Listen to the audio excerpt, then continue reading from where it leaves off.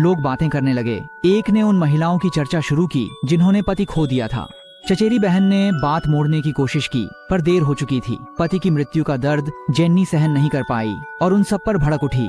ये मिलन भी खुशी के बिना समाप्त हो गया। सोंग मिंग और बाकी लोगों के जाने के बाद जेन्नी ने चचेरी बहन से दुख साझा किया। उसने कहा कि सब सहानुभूति जताते हैं पर कोई नहीं पूछता वह कैसी है। चचेरी बहन ने जवाब दिया, जीजा जी को गुजरे 7 साल हो चुके हैं, तुम अब तक इस बात को नहीं छोड़ पाई हो। अगर कोई और ये सुन ले तो वह भी टूट जाएगा। दोनों अड़े रहे और झगड़ने लगे। इसी दौरान झोपड़ी में बच्चे भी झगड़ पड़े। छोटी लड़की ने छोटी डी को घर से बाहर निकालना चाहा और कहा, तुम्हारे पास पिता नहीं, माँ भी नहीं चाहती। ये बात छोटी डी के दिल पर चोट कर गई। गुस्से में उसने छोटी लड़की को झोपड़ी से धक्का दे दिया जिससे वह नाक तुड़वा बैठी। जेन्नी को छोटी डी के साथ लौटना पड़ा। वापसी रास्ते में छोटी डी लगातार शोर मचाती रही। परेशान जेन्नी सहन नहीं कर पाई और छोटी डी डांटने लगी, तुम बाबाड़ू तरह नहीं हो, शोर मचाओ। लेकिन बीच छोटी डी अचानक देखकर हवा में चिल्लाना शुरू कर दिया। जेन्नी ने उस दिशा में देखा, वहाँ कुछ नहीं था। जब उसने छोटी डी देखा तो अचानक झटके खाने लगी और बेहोश हो गई। देखकर जेन्नी घबरा गई और तुरंत अस्पताल ले गई। डॉक्टर ने जेन्नी बताया तनाव हुआ, गंभीर बात नहीं। सलाह छोटी डी मनोचिकित्सक दिखाया। उसकी भावनाओं स्थिर करने। जेन्नी के आग्रह पर डॉक्टर ने उसे शांतिदायक दवाइयाँ दी। उसी रात वे घर लौटे और चैन से सोए।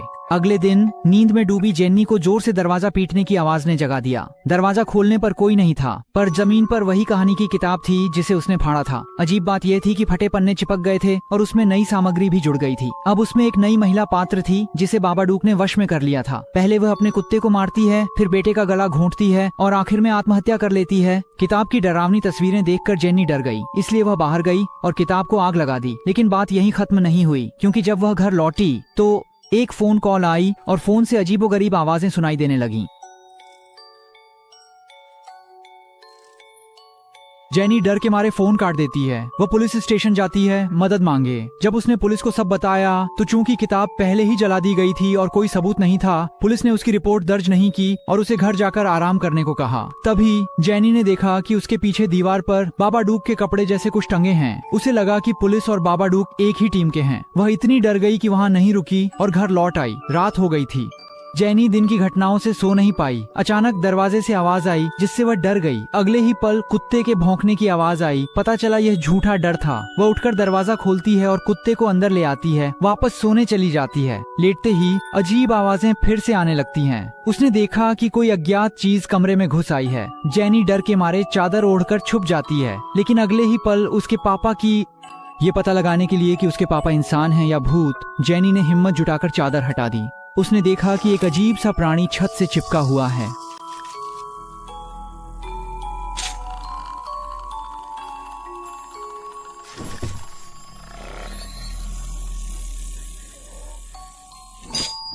यह दृश्य देख जेनी की नींद डर से खुली। अपना सपना याद कर उसे इतना असली लगा कि अब उसे यकीन हो गया कि बाबाडूक सच में है। वह बेटे को लेकर नीचे भागी और सारी लाइट्स जला दी। उसे बिल्कुल नींद नहीं आ रही थी।